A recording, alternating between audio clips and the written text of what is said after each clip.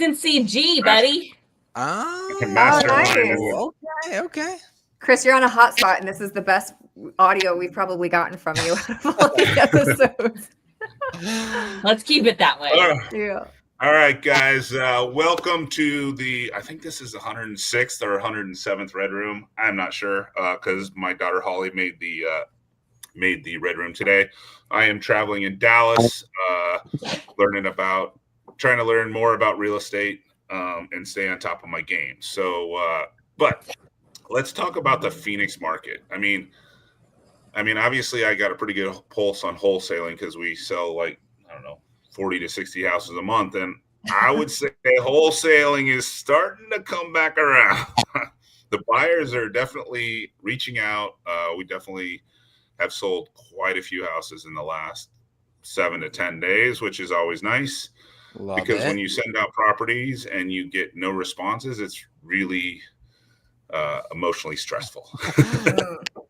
So we have about 23,500 actives. It kind of dipped down from 28,000. It's been in the 23s now for like 3 or 4 weeks. So we have definitely have some movement, and we have Dina from Fidelity. You got any stats for us, Dina? Like how are the open rates doing? Yeah, opens are up. I'll tell you, our mix of business is changing a little. I just did an analysis of, the numbers for August, and we had a little uptick in refis. I know in the next couple of weeks, we're definitely expecting to see some increases there as well. So that's kind of exciting.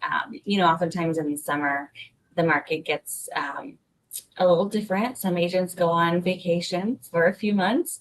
Others, stay at it and keep hustling. So we have definitely seen a little bit of it's been stable, I'd say month over month as far as opens go, but anticipating really good stuff going into the fall. Heck yeah. That's good to hear. We haven't heard good news in a while. So I just pulled up the Comfort report. Oh, sorry. Go for it, Chris. Did we lose him? Oh, I was just going to say the 10-year. Uh-oh.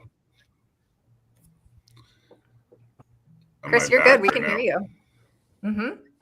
Okay. Yeah, so the 10-year bond dipped at around 4. So, mortgage rates usually bounce between like 1.75 and 2 above that. So you should see some people advertising like a 6 or maybe even like a 5.9, 5.875. I mean, those rates have got to be right there. So, I mean, that should help a little momentum. And to Gina's point, like anybody sitting on a 7 and 7.25, they say if you can get below a full point, it's worth the refi. So like if you could get a refi at a 5.75 and you're sitting at a 7, it's worth pulling the trigger on. So. And some people are talking about like pulling the trigger on like a HELOC of sorts, but we're almost to that point where you're kind of close to being able to do a blended rate refi. And taking some cash out. So I think in the next couple of weeks are going to be telling. I think they're definitely through the summer. People were sitting on the fence a little. The closings we're seeing, people really felt like they needed to move, right? So you have to have a motivated parties on both ends, and people definitely are looking for a good deal in this landscape. But closings were up month to month on resales, I think about 1% last month. So we're going in the right direction. We'll take it. Question. Yeah. Tracy, you want to read off the Cromford report for us?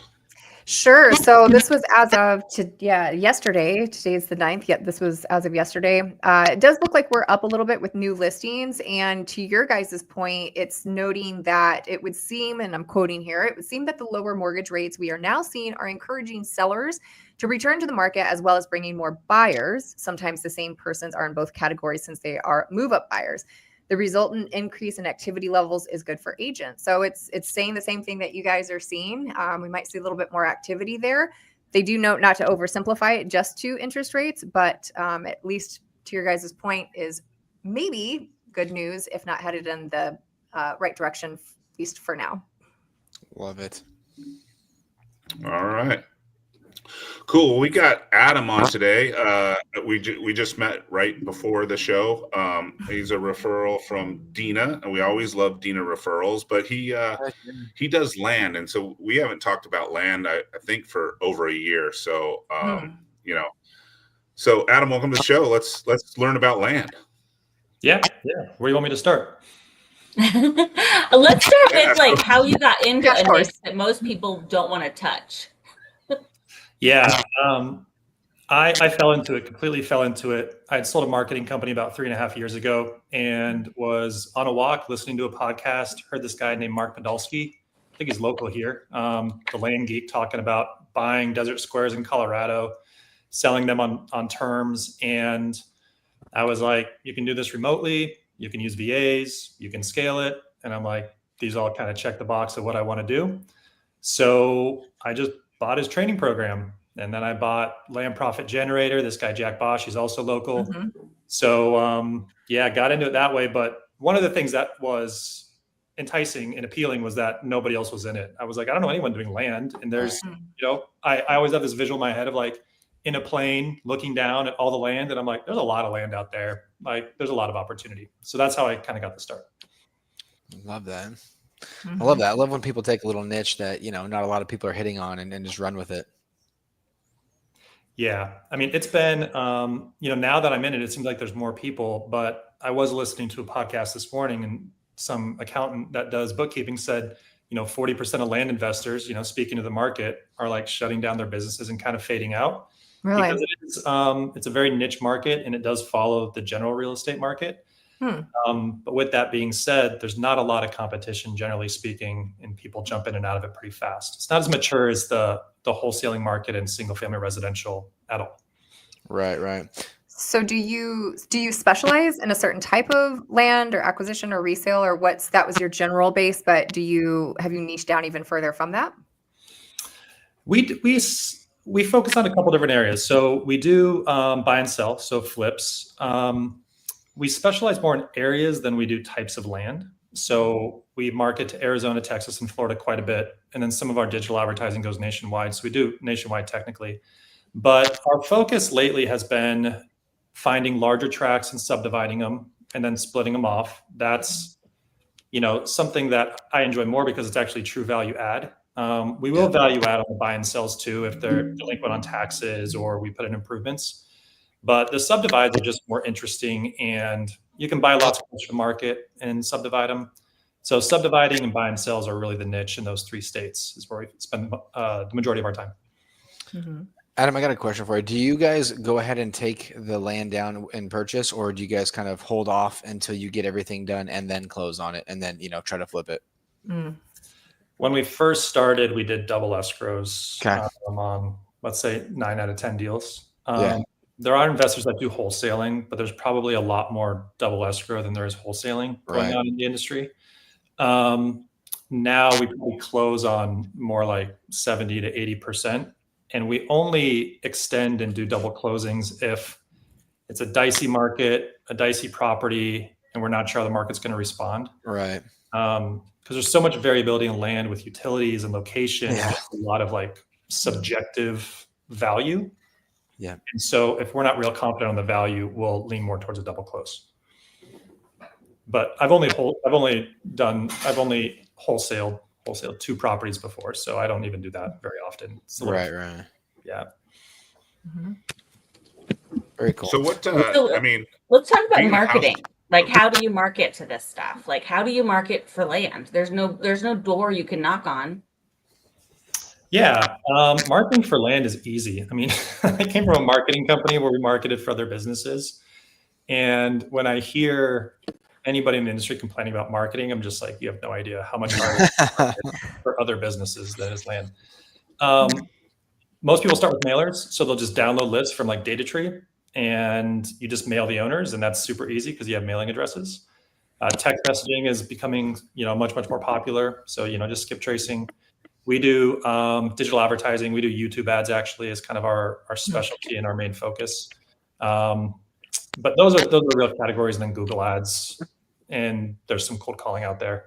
But just kind of the standard stuff that I think is probably done in single family wholesaling too. I'd be interested in the business cycle. I heard you say earlier that people jump in and out. Is that because the money isn't fast enough for them, or they don't understand it as far as like what you're saying, as far as subjective value and due diligence? But what's like a normal business cycle if you get into land acquisition and sales? What do you mean by business cycle? So, like, for instance, in pre-foreclosures, right? If you're marketing to them and the NOD is already hit, then they essentially have that time period to be able to make a decision. So you have a really quick turn time as far as like you can buy them. Wholesaling is a lot quicker too, depending again on your lead time. So let's just say 6 months across the board between flips and wholesaling and pre-foreclosures. Is it longer in land to where if I start marketing today, I might not make money from that in a year from now or 2 or 3 years? Yeah, that's a good question. Land can take a while to sell. So let's just say there's kind of like, I'll just talk about two different types of land. There's infill lots that developers might buy and are kind of like higher velocity, higher activity, much lower margins. So those, if there's velocity in the area for sales, once you get that under contract, you can probably close that in 90 to 120 days. That's kind of like average, sometimes a little faster. That's an infill lot that has a buyer ready, and that's moving kind of fast. Yeah. But I look at my metrics and we're easily at 180, 6 to 9 months from, and that's not even from the marketing outreach, that's from the contract. Right. So from marketing, it's probably on average, like the cash conversion cycle is probably like 9 months. Okay. And if you're acquiring the property, you can be holding that for 6 months to a year, depending on the size of it and where it's at. One thing I've definitely seen with land is that they tend to have a longer inspection period when you're under contract with them.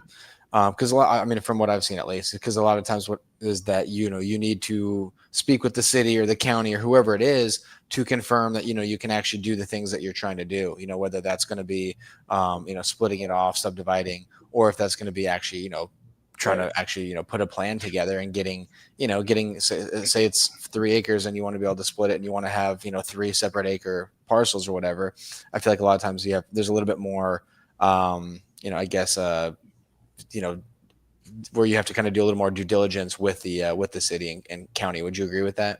Yeah, and Luke, that's a really good point, because even today we had a property under contract with a builder. We did a wetland study before we bought it. Yeah. Came back 100% no wetlands.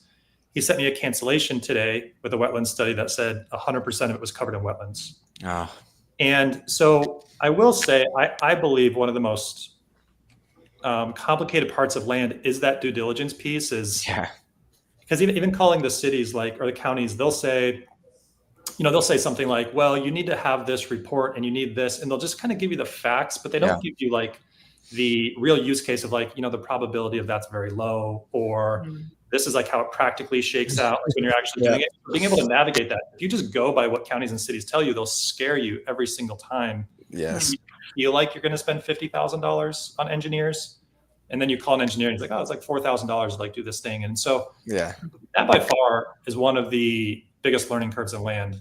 I don't think it's the business side of it. I think it's the understanding what can be built. Now, if you're just flipping it and you're relying on buyers to do that, that's what a lot of land investors do. Right. But I think if you want to get in deep and be good at it, knowing how those things shake out and play out will really add a lot of value. Well, and I think it's one of those things too, where you're going to get a better name with whatever industry, whatever city, whatever that your area that you're farming is going to be in, you're going to get a better name if you can take care of that stuff ahead of time, because then they're going to know, oh, Adam already takes care of this stuff. He already does the due diligence and looks into this stuff for us. So then it's then you start getting that client base that's willing to come back to you, because they're like, Adam already did the legwork. He already took care of that for us, which is awesome. And that is worth, obviously, as we all know, that's worth so much money in itself right there.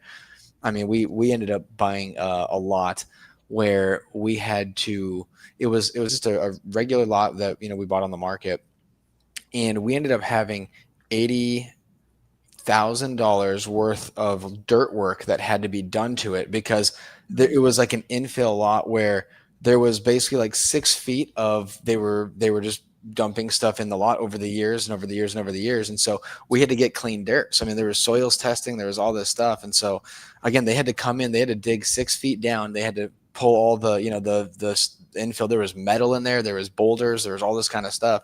Had to get pulled out. Had to get tossed off to the side. They had to recompact the dirt and everything. Like I said, it was 80 grand. That was 80 grand that, Wow. you're not really expecting where, Yeah. but it is what it is. It's learning experiences.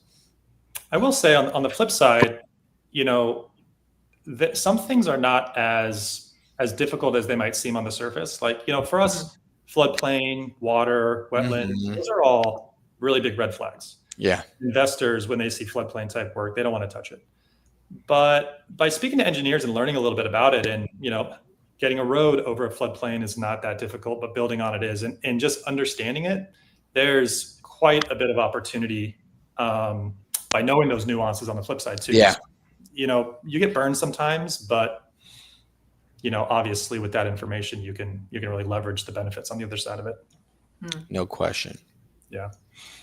So Adam, I think a lot of people are scared about land, just because it's probably not as simple to get into as a wholesale transaction where you don't have to necessarily have any of your own money to close, right? But you can walk away with cash in your pocket. But they might come across opportunities for land. So could you kind of describe to our audience, like, what would be a good deal to send your way if somebody trips over an opportunity in the land space, kind of what markets you're in and what you look for? Can you kind of explain your buy box to our crew? Yeah, our buy box is pretty wide, maybe wider than I would like it to be. I think it's almost better to talk. Well, for us at least, it's almost better to talk about what we don't like and what we avoid.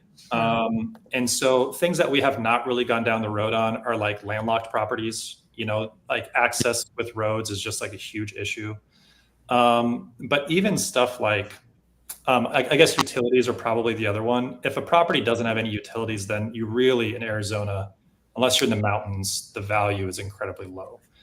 So anytime you're looking at land opportunities, utilities are always the first thing I'm looking at. Where's the electric?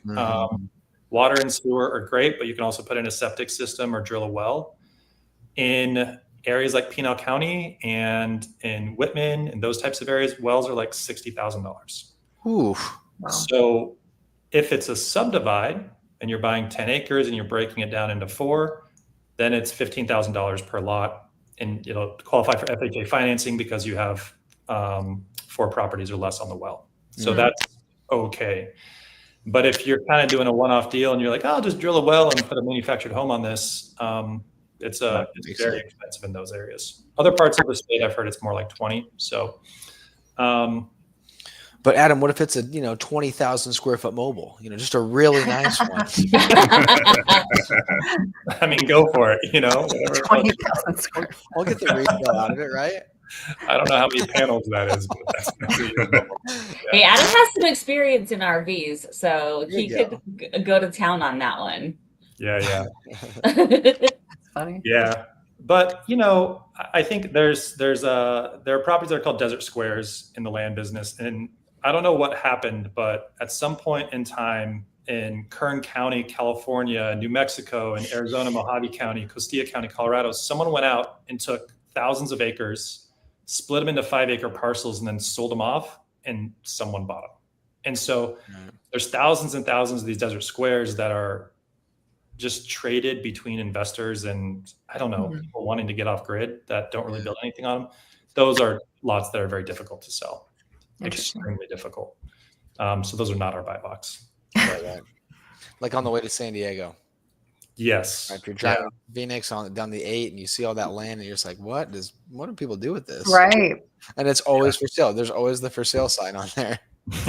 Yeah. Up by Grand Canyon, there's a lot up there too. Yeah, for sure. Yeah. But when it comes to deals, I mean, we look at almost anything. I mean, it has to have a certain price point. If the market value is less than 20,000, we can't really make money on it. But I think that we get the most excited about subdivides because we can pay closer to market for them and split those up and sell them off, just in pieces. Because you're adding the value. Right. That's right. So when you do the subdivides, do you put it under contract and that you'll actually close once the subdivision is actually approved? We have historically closed before the subdivision is approved. We also typically are under contract for less than market anyway. So should there be a problem, I mean, we've talked to the county, done the surveys, done the studies by the time we submit the application. Our experience in like Pinal County, for example, is they don't like us submitting the application under the owner's name if it's going to change either mid-application, or I don't really want to subdivide it for the seller either. So we will typically close on it and then subdivide it, although that's a process that I'd be interested in maybe revising or looking at more closely. Yeah. So like in this mastermind, and like one of the like most successful guys here is he locks up, subdivisions, and he literally has the contract for 90 days or 9 months, sorry. And then actually when it's approved, then he closes, and then he literally has a builder lined up to come in right behind him. Yeah, that sounds like an entitlement play. Is that what he does? Yeah. So when it comes to subdividing land, you have like minor land divisions, which are, let's say 5 parcels or less is what they are by the county, or, maybe less than 10 parcels. And those are usually like acreage, they're 1 acre to 3 acres, 5, 10. Utilities are kind of wells and septic systems. Then entitlements, you're doing like smaller lots, like 50-foot wide, 6,000, 8,000 square foot lots where you're bringing the infrastructure and all that. So that's entitlement. We've done a little bit of that. We did a project in Dallas that ended up falling through. That was my biggest loss of my business career. My marketing company as well. Spans my entire life. That was my biggest loss. But yeah, I mean, if you are correct, the thing you have to be most careful of in those is having enough time. Because if you run out of time and you've spent 50 or 100,000 on due diligence, and the sellers don't give you more time, either the builder won't buy it, you have to find someone to fund it in the bridge and take that risk, or you lose the money that you've spent. And that's like more or less what happened with us. And so it was a 6-figure loss because we ran out of time and didn't structure the buy contract correctly. Gotcha.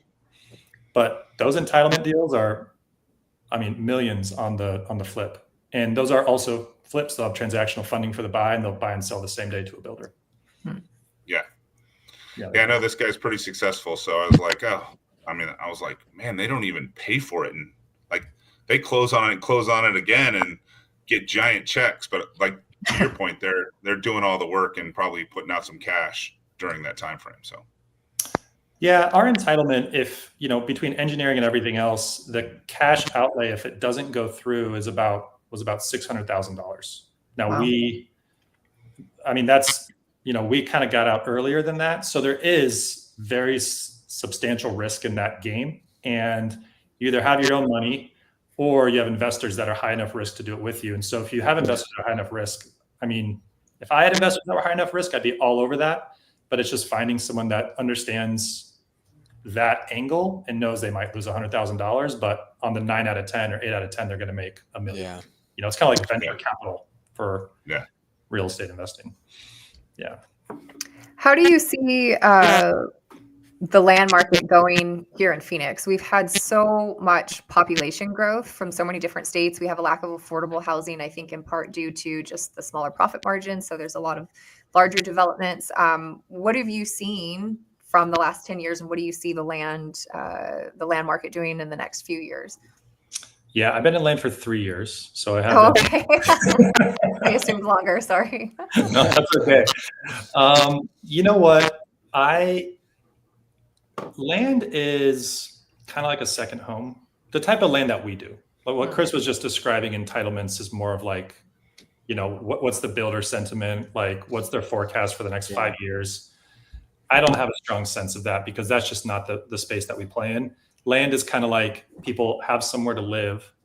They're either buying a lot and then building on it right away, which is probably 20% of the buyers. But I'd say most buyers buy and hold and plan to build in the future. Yeah. Or doing something later. And so I will say that we have had some lots that are sitting, and my current project is putting manufactured homes on them because manufactured homes are obviously at that affordable part of the market. You can be out and be on a couple acres. You put a septic system out there, and they can get into a 4-bedroom for $300,000 or less, and have 2 acres of land. And if they like being out in the desert, then that's great, and they're good to go. So I think that's probably going to be my path. Not like my main path, but I think we're going to spend quite a bit of time putting manufactured homes on these lots that we're buying and subdividing.